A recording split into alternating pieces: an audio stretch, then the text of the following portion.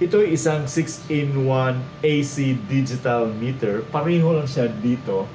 In fact, ang model nito is D52-2066. Parehong-pareho sa model number dito. Pero may pagkakaiba ito. Meron itong Wi-Fi connection. Kailangan ba natin ang isang smart digital meter? Una sa lahat, mag-subscribe muna kayo sa aking channel para suportahan ito. You may also join this channel as a member to avail of exclusive perks like priority in comments reply and early access or exclusive access to some videos for members only. You can also help fund some projects here by sharing super thanks. Wow! Hindi na ako magdi-discuss about this meter per se, yung mga specifics niya, yung mga readings niya dito. Panoorin niyo na lang yung previous video ko about this para malaman niyo ang kumpletong detalye nito para hindi na hahaba itong video na ito. I'll be concentrating on the smart side nitong meter. Tinatawag itong 6-in-1 meter kasi 6 na parameters ang ating makikita dito. The first one is the current power consumption in watts. The next is the energy consumption. Ito yung accumulated na consumption, bali running consumption natin ito in kilowatt hours. Then we have here the next line. Itong green ay ang input voltage. For example, this is 229. Then we have here 59.8 Hertz.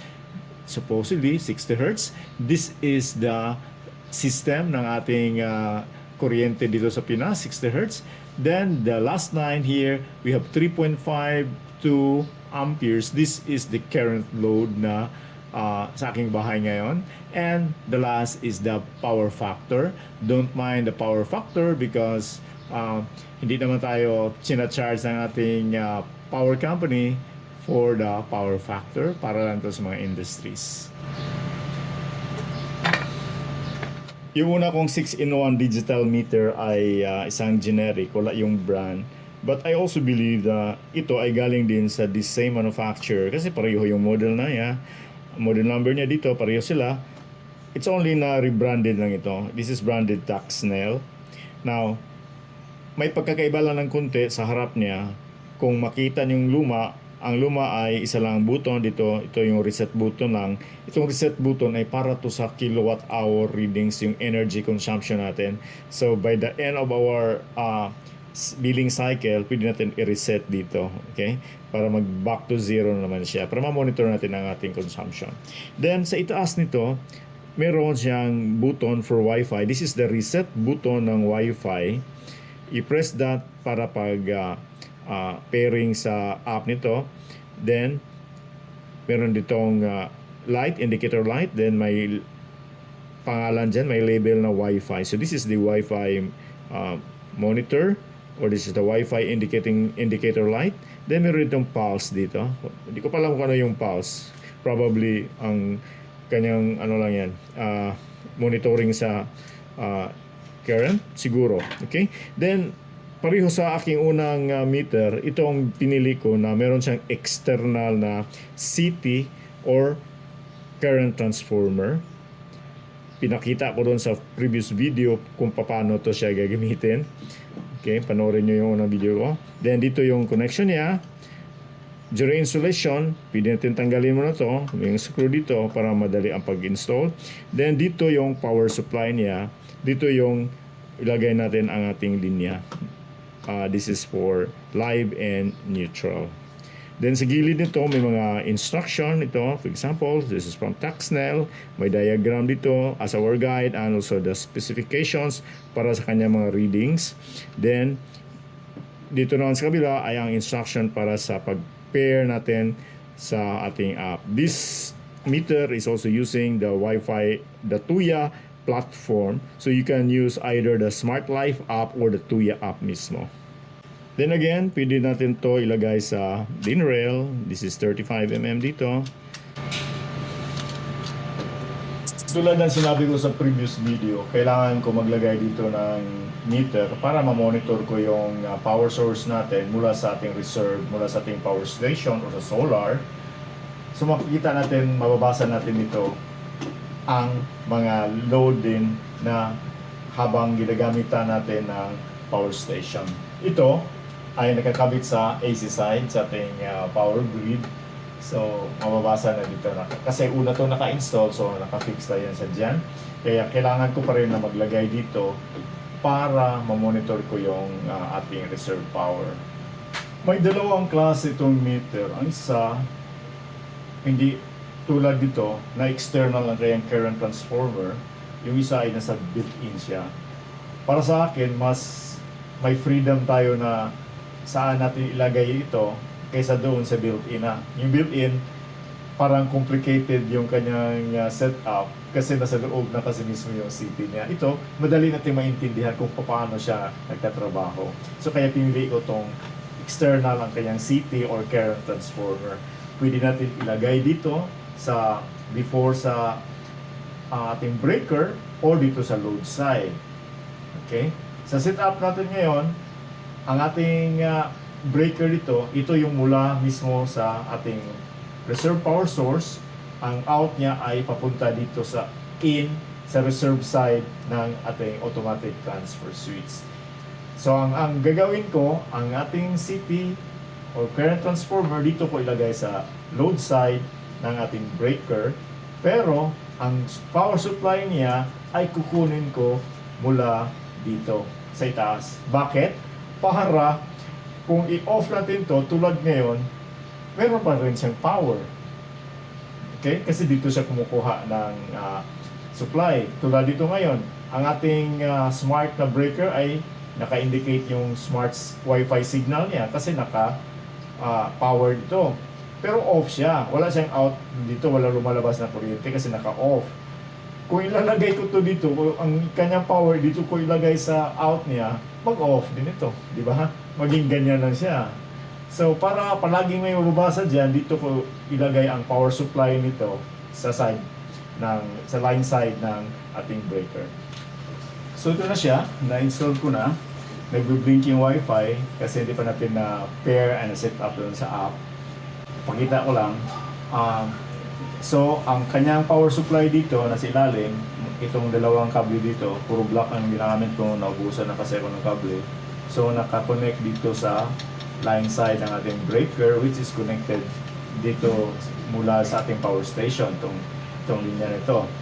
Then, makikita natin, meron na itong readings, wala pang consumption, wala pang power dyan, wala pa nakakonect, but we already have 232 volts which is the reading from our power station. Nakalagay dito 59.8. Ang aking ang kanyang CT current transformer ay dito nakalagay sa lines sa load side ng ating breaker. So ito dito ko nilagay yung ring niya, dito ko pinadaan sa kable ng live. Okay, itong live ang kable niya dito, yun ang ginamitan ko. Malalaman naman natin kung live siya. I-test natin ang kanyang kable. You see? Malakas siya.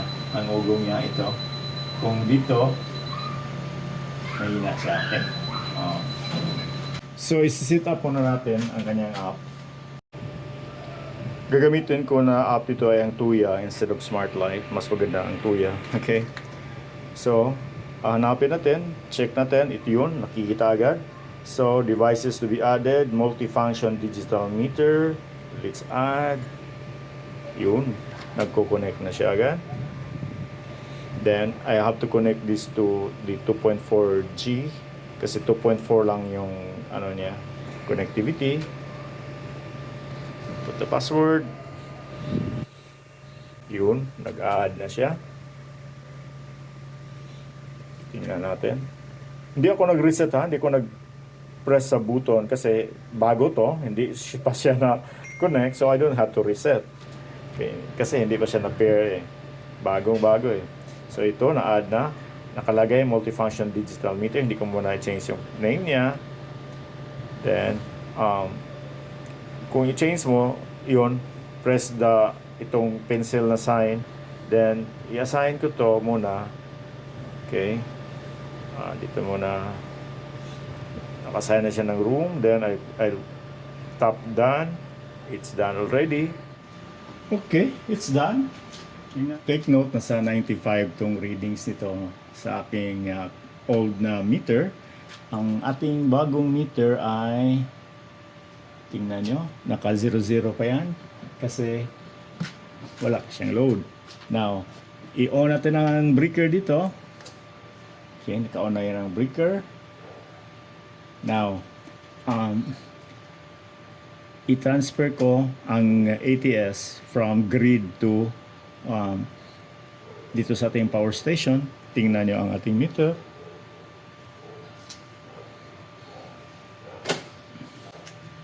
Yun, di ba? Mataas na siya. Umabot na siya ng 100. Doon naman sa ating old panel, old meter I mean, balik siya sa 2 or 3 watts na lang. Kasi wala na doon ang load niya, wala na sa AC, nasa power station na, sa reserve power natin. Ganoon siya ka-importante para malaman natin ang ating load while using the power station. Kung ibalik ko sa grid ang ating system, so ilagay ko lang ito sa auto, magta-transfer na ang ATS. Balik naman siya sa 0, di ba? At yung ating old na meter, bumalik siya sa normal, 95 na siya. Ayun. At titingnan nyo, meron pa rin siyang, naka-on pa rin yung ating meter kahit wala ng load. Kahit i-off ko pa to ang AC breaker dito, meron pa rin siya. Kasi kinonect natin ito, nakakonect siya doon sa line side or sa line side nitong breaker na connected diretso sa ating power station. Okay, pero wala siyang load. Di babasa. Kasi yung CT niya, yung current transformer, ay dito ko nilagay sa load side ng breaker. Try natin explore ulit yung ating app. Andito yung ating digital meter, multifunction digital meter. Nasa land page siya ng Tuya app. We open that, ang makita natin ay yung page niya na naglalagay sa ating monitoring. Dito naman sa kanyang panel, sa active panel niya, makita ito yung current, 0 kasi wala nang gumagamit at saka active power, 0 rin. Pero yung voltage niya ay mamonitor mo dito, it says 229. Itong 229 volts, galing na to sa ating power station. Okay, kasi yung power station ko ngayon ay naka-battery siya, hindi siya bypass. So kaya 229 volts yung output ng kanyang inverter.